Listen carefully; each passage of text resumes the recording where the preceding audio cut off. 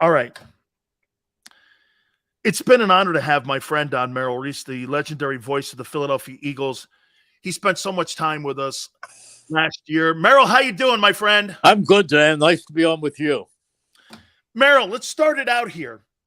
Free agency. And let's start it here with what Howie has to look at now. 5 starters lost. 4 new coaches on defense. Is it a concern for you right now, or is it too early in the process on March 21st before we start doing this? Again, these were quality guys too, Merrill. Oh, they and were. The coaching change is different.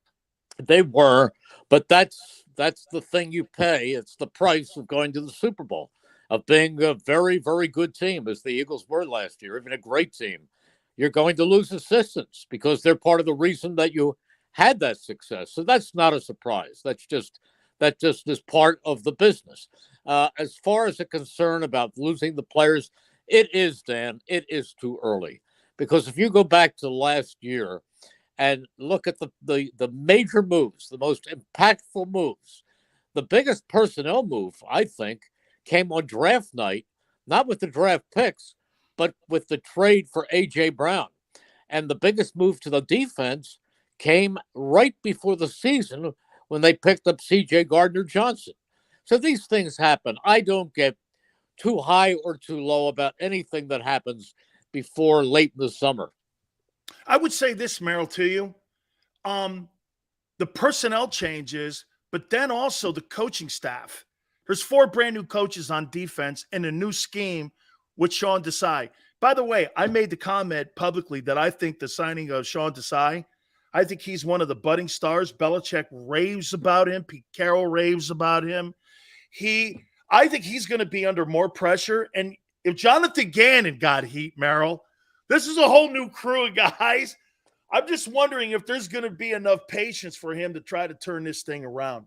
Well, if first of all, it doesn't need that much turning around because you still have terrific pass rushers. You still brought back your starting corners, Darius Slay and James Bradbury, who were responsible for a great deal of the success. The best defensive player, I think, maybe in the league last year, could have been defensive player of the year, was Hassan Reddick. And he's back. I mean, he's in the second year of a 3-year contract. He's terrific. So I think, I honestly believe that they're going to be in good shape. The bringing back of Merrill, the bringing back of Jason Kelce, how important was that in your opinion, getting him back for another year? He played like the best center in football. He is still at the top of his game. He's a leader. He's the guy in the locker room you want to be followed as an example by 52 other guys. He's a great piece of this team, not only because of the fact that he's a great center and does things downfield that few centers can do, but the fact that he is such a great influence on everybody else on this team. Merrill, I'm going to ask this question in a couple minutes to everybody that's watching today. And by the way, I'll tell you, Merrill, we almost had 1 million views last week with people watching the show. That just tells you how interested people are in free agency and all the things that go on with this team. Well, it tells you what a good show you do, too. Thank you very much, Merrill. It's an honor to have you on. Do you agree, Merrill, that if you're Jalen Hurts' people in Clutch Sports, do you wait for Lamar Jackson to get his deal done because that's kind of a barometer? Or do you think that the Eagles are on their own calendar on how they're going to do this? Do you think it gets done, I'm saying, I guess, before the July 27th training camp show up? Oh, yeah, I think it gets done well before that. I didn't expect it to be done last week during all of the flurries of free agents going back and forth across the league. I think it'll come on some quiet day when they can have the stage to themselves. Merrill, I'm going to put you on the spot here, okay? How convinced were you, and it's going to lead into Jalen, how convinced were you when the Eagles gave Carson Wentz that contract extension that he was the future of the team at the time? Well, I didn't know. I really didn't know. They exhibited confidence in Carson Wentz. Carson Wentz was never the same quarterback, honestly, and you know this from the time he was injured in Los Angeles, when at that point he was probably the MVP of the league, and he never came back as the same player and hasn't been the same player since. But I would say this then, after one season, is that enough of a litmus test for Jalen Hurts? Yes. To get, I mean, Wentz finished second in the MVP voting also that year, and he would have, and probably still should have won it, as Jalen, if he was healthy, probably should have won it. What's the difference today in the two storylines? And because you've been around both men, that's why I'm asking you. Well, why do you see the difference? Number one, Jalen Hurts is not coming off of an injury. He's 100% healthy. He finished the season. I still believe he should have been the MVP of the league last year. I understand the fact that he missed a couple of games that interfered with his statistics, and I understand how great Patrick Mahomes was. But I don't think anybody meant more to his team, was more valuable to his team and to their season than Jalen Hurts. He was absolutely remarkable. What he did last year was a level above the best of Carson Wentz. Let's throw this at you here. On the offensive side of the football, what do you feel will be a bigger loss? The loss of Sanders or the loss of Isaac Seumalo? Good question. It depends on how they're replaced. I think they're in pretty good shape as far as Seumalo is concerned, because last year in the second round they drafted Cam Jurgens, and they did that for him to be the heir apparent, because he was a center, for Jason Kelce. But he can play guard. There's not going to be much of a fall off right there. Miles, on the other hand, had a great season, but we all know that the value of running backs isn't what it once was. And they still have a pretty good running back department in Boston Scott and Kenneth Gainwell. And they will probably draft a running back this spring. I was shocked that Frank gave Miles Sanders $7 million a year, to be candid with you. I was, and I could see how he's saying this. Dude, 1,300 yards, 11 touchdowns. I get it, but still, we got a $50 million bill we have to pay with the quarterback still, and giving him that money. And then my problem with Sanders was always this, Merrill, was that, man, he did that year 1 year. I'm not saying he wasn't he was a good Eagle. He was a good player, but man, you pay a guy like that for 1 year, $7 million, man. I kind of think that's why Philly passed on him.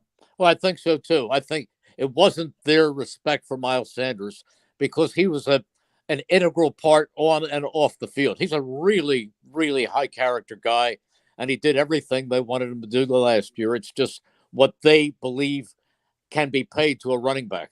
It's that simple. You think Howie, as we get closer here, a couple last questions here, Merrill.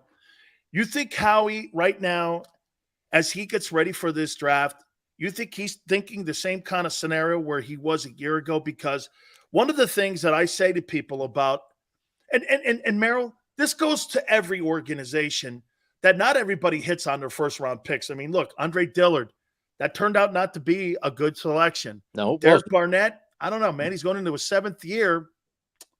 Jalen Reagor, I mean, building it with rookies, that doesn't seem to be really kind of his forte. Making these great trades and deals and finding these free agents and finding these needles in the haystack, that seems to be more his forte. I mean, do you think he's going to be active like that going into this? Because there's a lot of holes. 40% of the defense has to be replaced. Yeah, it does. It's hard to say. I mean, when you look at the defense, and I see names out there like Joey Porter Jr. that could be very inviting with that 10th pick in the draft. But on the other hand, Lane Johnson has 2 years left by his own statement that he figures he can play 2 more years. It wouldn't shock me with that 10th spot in the draft to see him go O-line. It wouldn't shock me with that 10th spot in the draft to see him go edge rusher or interior defensive lineman. But I do think, Dan, that 2 guys who are going to play significant roles this year were drafted last year, and they are Jordan Davis and Nakobe Dean. They completely have to step their game up this year. There's no doubt about that. All right, final question for Merrill Reese. What does Merrill Reese do in the offseason when there's no ball? I mean, seriously, do you watch a lot of television? Do you go on walks? What does Merrill Reese do in the offseason? I am managing partner of an online television station in the suburbs in Bucks County. And it's an online, it's a radio station and online television station. So I go to the office every day. And you know what? I play an inordinate amount of golf. Really? I do. What's your favorite course on the East Coast? Well, Marion. Oh, my God. Hey, Merrill, I went to see Phil Simms once. He lives on the 13th hole at Baltusrol. And I went up there and played Baltusrol. He goes, hey, if I were you, I would play 18 holes with a putter. And he goes, because let me tell you something, nothing is even ground. And man, I have never been on faster greens. I've been at Marion. God, I love that golf course. I had a thing, Merrill, that I wanted to play all the U.S. Open courses. I played Olympic. I played Pebble. When I was out on the West Coast up in San Francisco, I played both those courses. I played Olympic a lot. And so I played Marion. I played Congressional. I played Cherry Hill. So I wanted to play all of those. And when I told Arnold Palmer this years ago, Arnold Palmer used to come on my program because we used to do a show in Orlando, and Arnold and his dog Mulligan would come over and he goes, how many open courses are you at now? And I go, you know, I've played pretty much all of them, but I want to get on Augusta. The next day I got a call from Augusta, and he got me on the golf course. It was off season, but he got me on Augusta.